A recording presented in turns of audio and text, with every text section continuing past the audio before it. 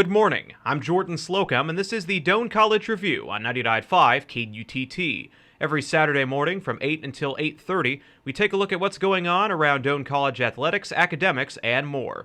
On today's program, we talk to Rick Marshall, the head coach of the new Doane shooting sports team, which will be getting underway next season. We'll also talk to Doane volleyball coach Gwen Egbert and Joel Wayand, the vice president of enrollment services at Doane. Before we begin, I want to give a quick apology. Last week, because of stupidity on my part, the wrong version of this program aired. I assure you that'll never happen again, and this is the proper version of the Doane College Review, airing today on October 31st, Halloween. A few weeks ago, Doane officially announced a new co-ed sport, which would be getting starting next academic year, in shotgun shooting sports, and the man coaching that team is Rick Marshall, a member of the Trap Shooting Hall of Fame.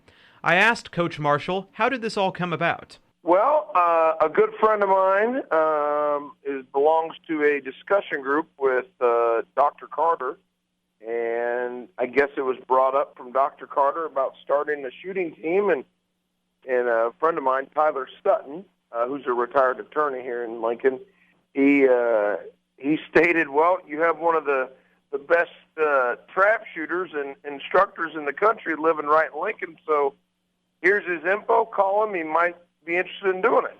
So that's kind of it all just, I got a phone call from Mr. Sutton that said, would you be interested in this? And I said, sure, I'd, look into it. And that's when Dr. Carter called me, and we talked for a little bit and set up a couple meetings, and it just kind of went forward from there. What excited you about the opportunity to coach for Doane? Well, I've been teaching for about the last 20 years, shooting professionally for 28 years, so to speak, I guess. And I teach a lot of kids, high school age, junior high age kids around Nebraska, but I also teach lessons all over the world. So I love the teaching aspect. I like to see someone improve from maybe breaking, 15 out of 25 to within a couple months breaking 25 out of 25. So, and it was exciting. I've been involved with a lot of students, private students of mine are on college shooting teams around the country.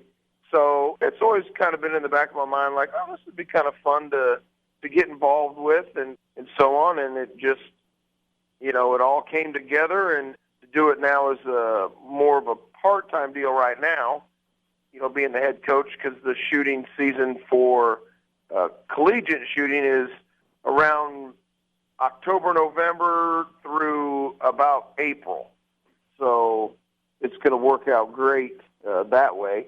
But, it was just something that I thought would always be cool to be a college coach. Never thought it would happen this fast, so to speak. So, with talking to Dr. Carter, but I'm looking forward to the challenge and the excitement of getting some new students to Doane for the shooting team. Talking to Doane shooting coach Rick Marshall. Now, at the collegiate level, what do the competitions entail that Doane will be competing in? You'll be shooting trap, skeet, and sporting clays at all the competitions, and they'll vary from smaller competitions where there might only be 5 to 10 schools there to the national ACUI Nationals, which is held in San Antonio, Texas in March, where there's, I think, 50-plus college teams there. So it can be from a small group to a large group, and it's divided up in divisions by the number of kids that you bring and so on. Now, the team officially starts competing next year. How has the process been getting men and women to show interest in the team and want to join? It's been kind of up and down. You'll have one week we'll have 4 or 5 people contact me or apply, and to the next week where there's maybe only one. So I'm going to be heading out to some of the shoots to do some recruiting. The high school season's getting ready to start here. They're practicing now. They start competing usually around February. So we'll get some more then, but I'm going to hit a lot of the high school practices and try to get some of those kids involved with Doane and to apply and see if we can get them to join the team. Talking to Doane shooting sports coach Rick Marshall, when you're looking for recruits, what is the skill level you're looking at? Really, to me, if they've shot a little bit, that's fine. As long as they're interested in getting better, I've got the ability and the coaching ability to get them to be, close to a state champion quality shooter. As long as they got the time and energy to put into it, I can get them there. So I've got a few students interested right now that are of the highest ranking level, All-American team members, state champions. So that's going to help out. But I can take shooting sports. We don't discriminate against your ability by any means. If you can, point a shotgun and break a few targets, I can get you to break more targets. So I'm just excited to get, men and women involved with the team. Last question, Coach. If anyone listening is interested, how can they go about getting a hold of you and applying to be on this team? Well, they can get on Doane's website at doaneathletics.com. Look at the athletics area. My cell phone number's on there at 702-499-6210. Or you can contact me through email at rick.marshall@doane.edu. And you can apply, set up a visit, and we can talk further about getting you involved with the shooting team. We are going to offer some shooting scholarships. Of course, then we have the academic scholarships also. Once again, that was Rick Marshall, the head coach of the new Doane shotgun shooting sports team, which will begin competing next academic year.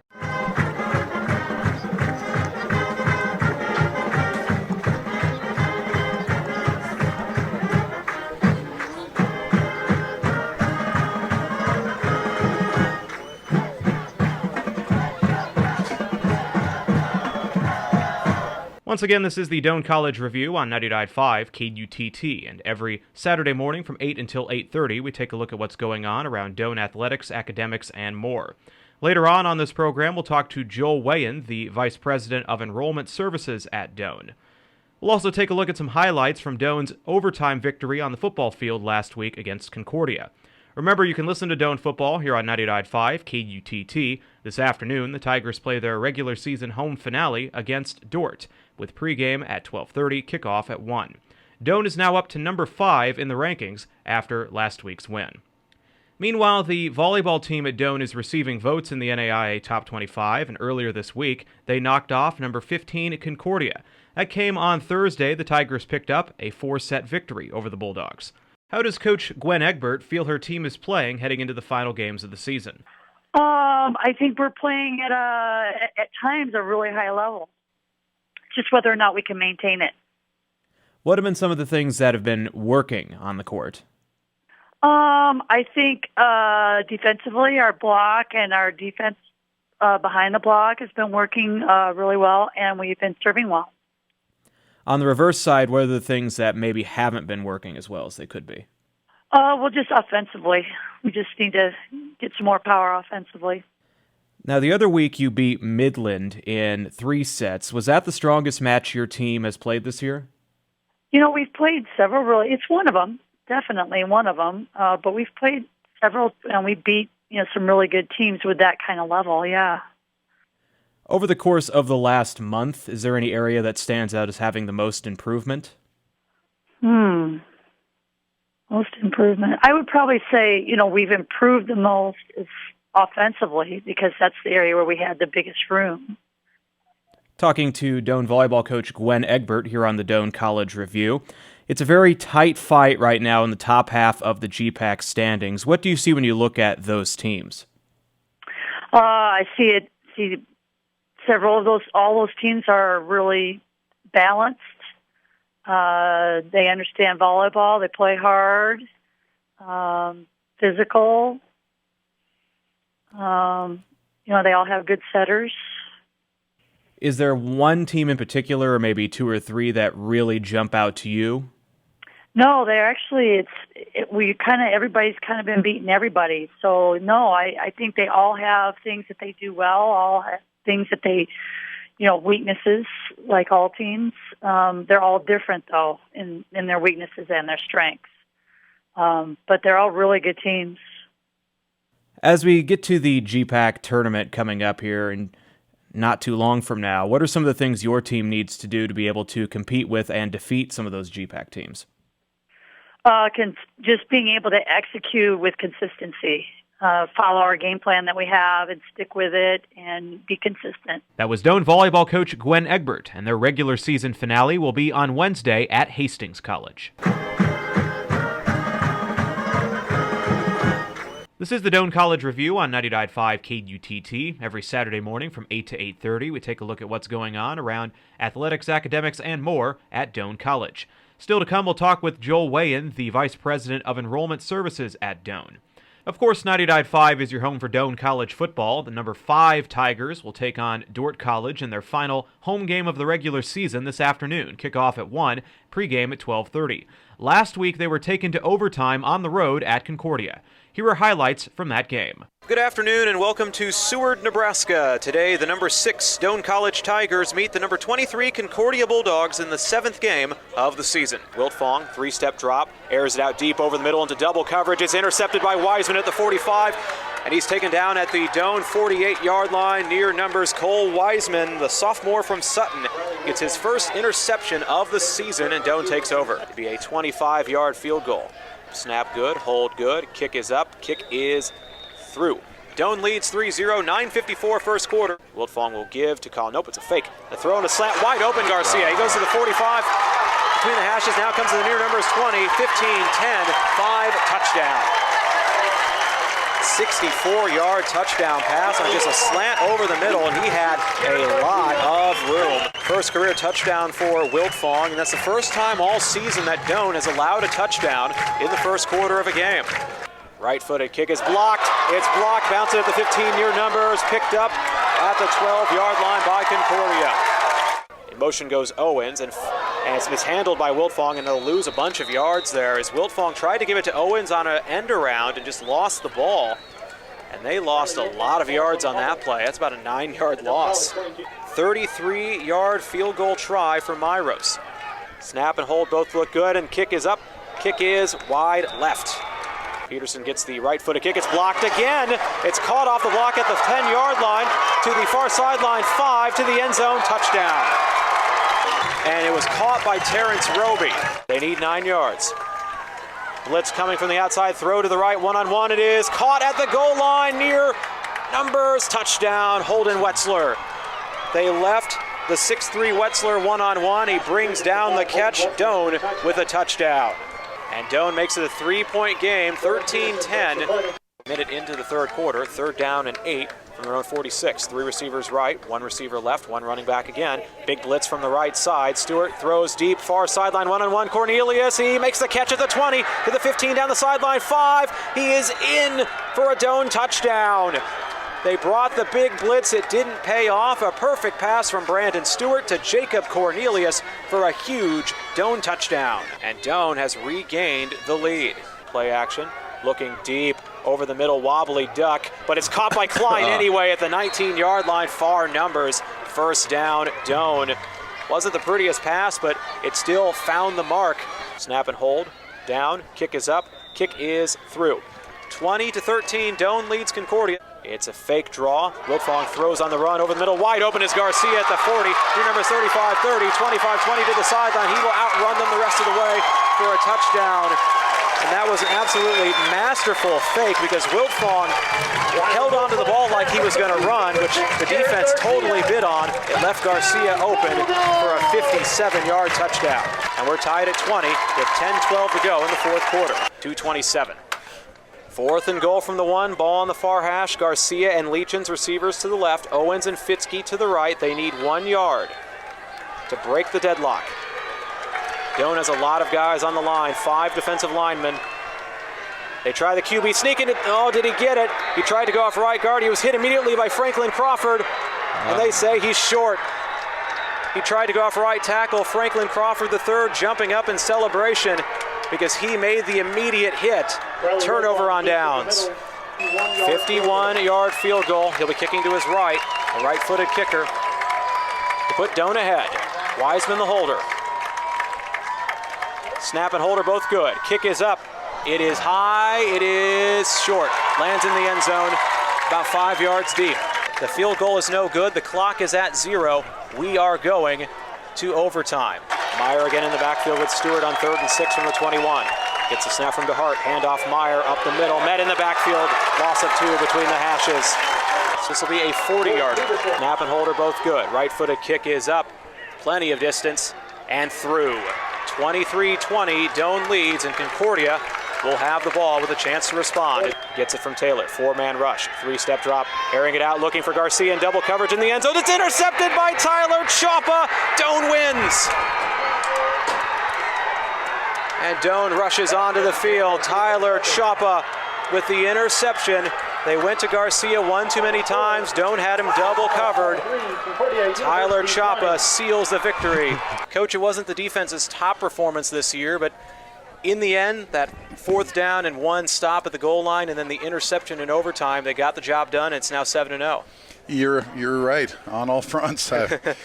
No, we gave up a couple huge plays on defense, and yeah, a lot of things I'm sure we'll look at tomorrow and address on when we look at the film. But the 2 plays at the end of the game, the 4th and 1, and then the overtime interception. Those were the 2. I mean, that was it. Those were the 2 game winners, and I'm stunned. I don't know that I've felt like this ever after a win. It's exhausting. It was kind of exhausting up here for us, I think, too. Yeah, and I'm surprised. I'm shocked. I told our team I'm not sure we deserve to win it, but we're not going to give it back. So here we are. Next broadcast next Saturday, Doane against Dordt with kickoff at 1 o'clock. And you can listen to Doane versus Dordt on 99.5 KUTT pregame at 12:30. Thanks again for listening to the Doane College Review on 99.5 KUTT. We wrap up things today with an interview with Joel Wayan, the Vice President of Enrollment Services at Doane. First off, Joel, you've been involved with college enrollment for over a decade now. What are some of the things that you've noticed that have changed over that time? You know, the one that sticks out to me most is really just the options that students have when they're looking for a college. I remember back when I was looking at a college and I'd get things in the mail.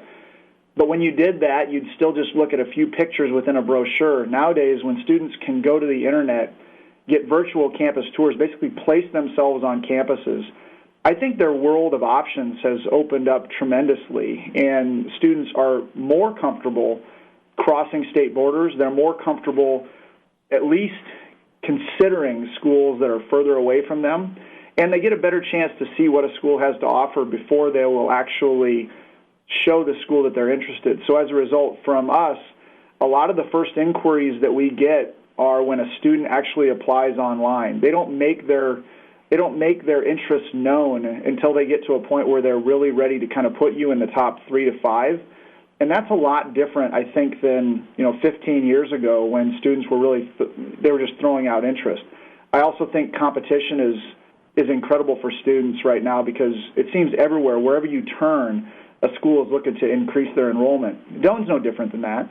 And so as everybody's trying to grow, we're not seeing the number of students, specifically in the state of Nebraska, grow who are graduating. So that's a bit of a challenge. And then finally, I think financial aid, and particularly when I talk about merit aid, is very significant because everybody is offering, whether it be academic merit or some form of co-curricular type activity merit, it's all out there. And that wasn't the case 15 years ago. It's become much more of a competitive environment, and people are using merit aid in order to attract students to their institution. In talking about the internet stuff earlier, I think that's so huge too, having a strong web presence, because if someone maybe is interested in your school and your website is bad and the information's out of date, that would turn someone off, I think. Oh, absolutely. Absolutely. So a lot of schools put a lot of time and energy into their website. And one of the biggest challenges that come with the website is I still think that definitely navigation is important, but you might like a site for the content or for the way it looks, and I might not like it. Another person goes to it and they like it. Some of that, I think, does still come down to what your personal expectations are of a website or how things look, which I think only adds to the challenge of it. But yes, as institutions, we spend a lot of time looking at both the content and the way that our site is structured to make sure that it's easy to get where students want to go. This is the Doane College Review on 90.5 KUTT, talking to Joel Wayan, the Vice President for Enrollment Services at Doane. Looking at the financial aid situation that's always changing, what does it look like right now?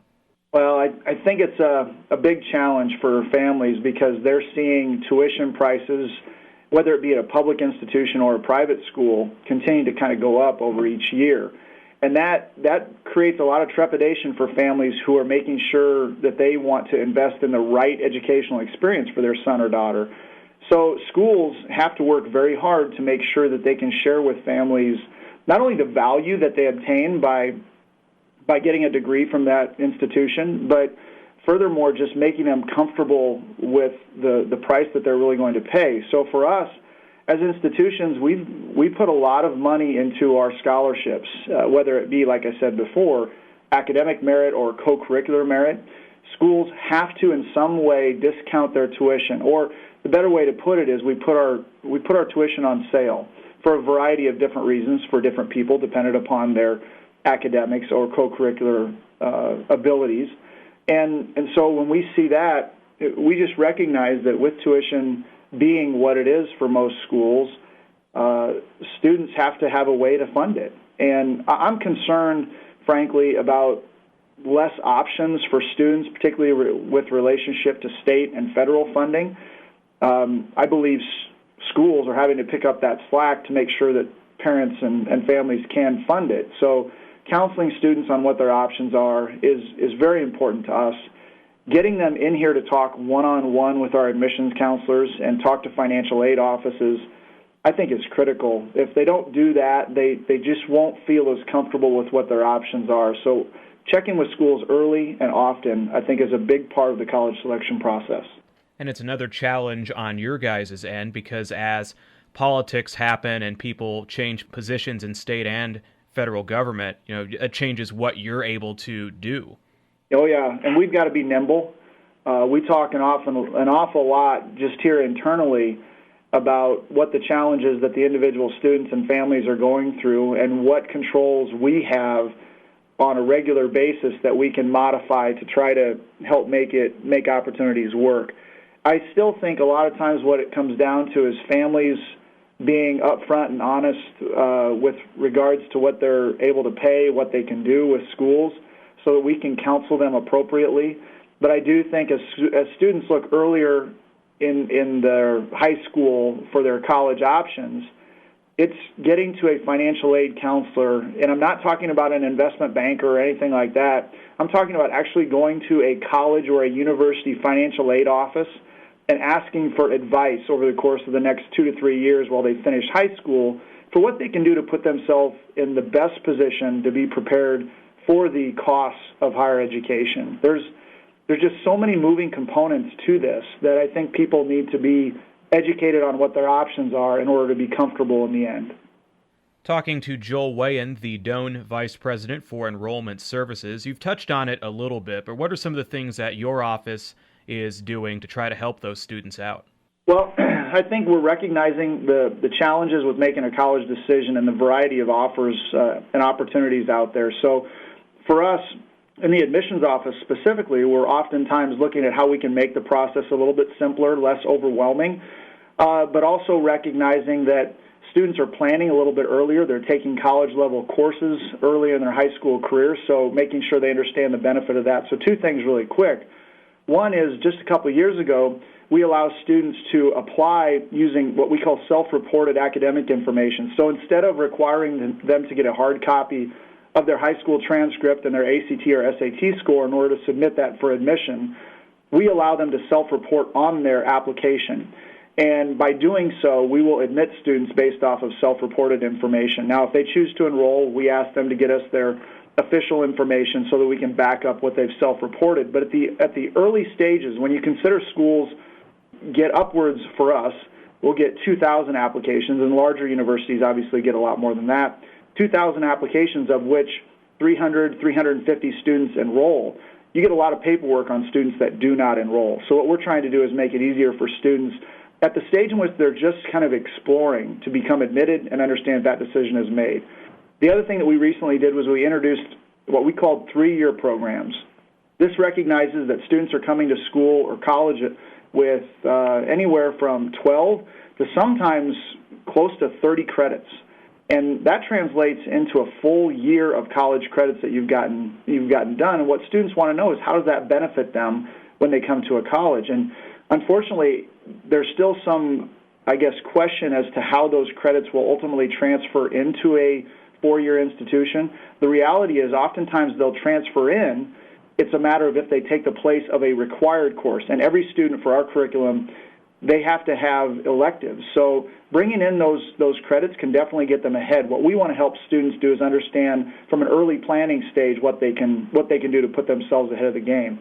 I'd also mention that we're looking at becoming test optional, and I'm just exploring this right now. And what that really means is that students can apply to be admitted to Doane without taking or without submitting an SAT or an ACT test score. And it's realizing that really to evaluate a student on their ability to be successful in college is more on a variety of things and isn't solely based oftentimes on a test score.